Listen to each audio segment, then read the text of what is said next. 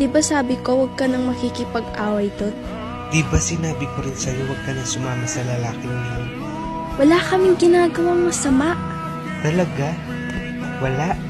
Nasisiraan ka na ba ha, Red? Magkaibigan nga lang kami ni Mark. Magkaibigan? Pero holding hands? Magkaibigan? Pero nagkahalikan? Wow! Sana all best friend. Seryoso ka, Shy? Ginagawa mo akong tanga? Kasi nakakasawa ka na. Wala tayong oras para sa isa't isa. Eh, alam mo namang busy ako sa trabaho, di ba? Ayoko na ha. Last na to.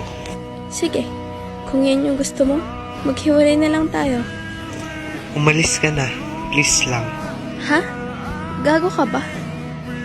Baka nakakalimutan.